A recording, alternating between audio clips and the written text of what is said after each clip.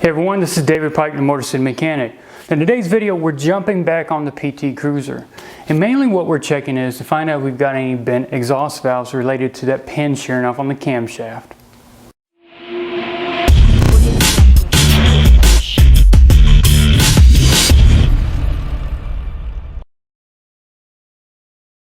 Now in the previous video, we found out that the exhaust cam had a sheared off pin, and that caused the sprocket not to line up with the camshaft. Even though all the timing marks on the front of the engine were good, the camshaft had rotated out of position.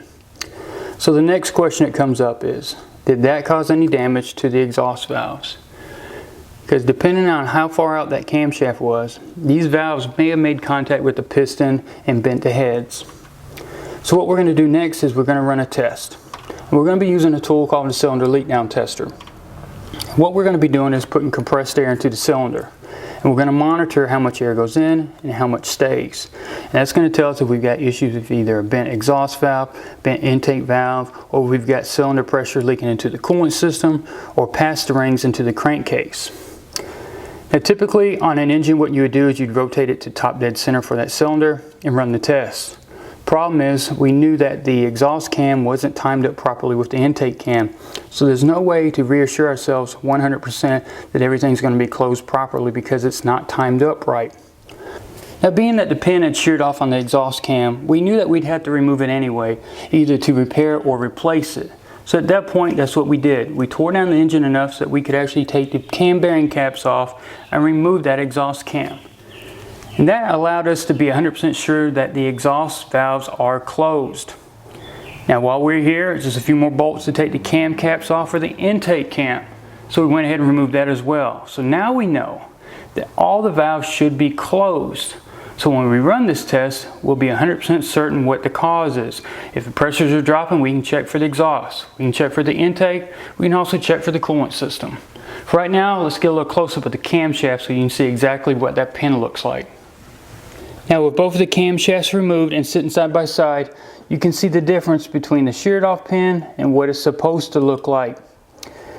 Now I misspoke in a previous video when I said the only repair for this is to replace the exhaust cam, because they actually do sell this pin and it's only $2. Now you could try to drill it out with a small drill, possibly tap it, use a screw or bolt and try to pull it out, or you could take it to a machine shop and they could remove it and press a new one in.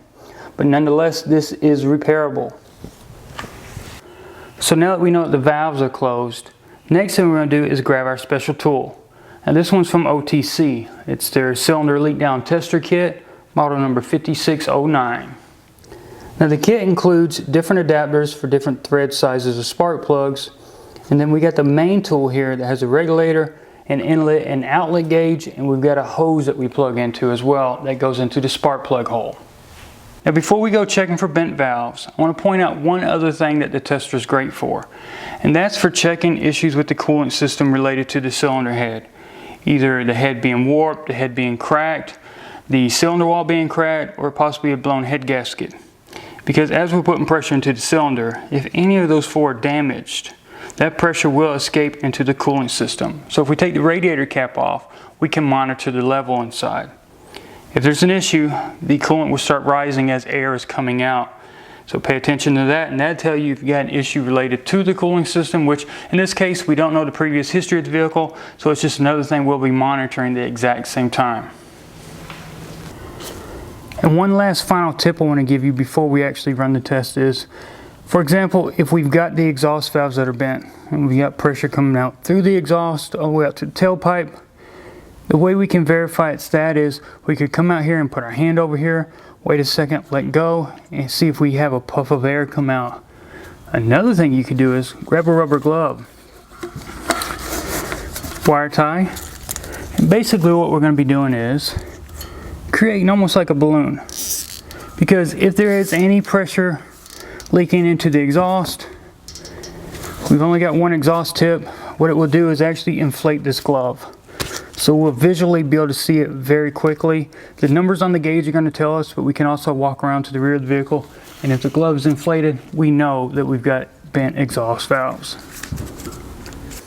So now we're ready to start the test. First thing we're going to do is we'll grab the hose that comes in the kit and make sure that the adapter or the threads on the end match the same as the spark plug that we take out of the hole. We're going to start with one of the cylinders, work our way down.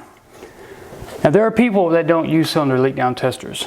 They use just the hose that comes off a compression tester set. And you can do that. The problem you run into is you don't have anything to reference to as far as numbers. You can hear air come out the exhaust or the intake and verify it that way. But me personally, I like to see numbers. That way I know exactly what's going on, what's in specs, what's not in specs. So there's more than one method to do this. Whatever method you use, just grab the hose and thread it into the cylinder.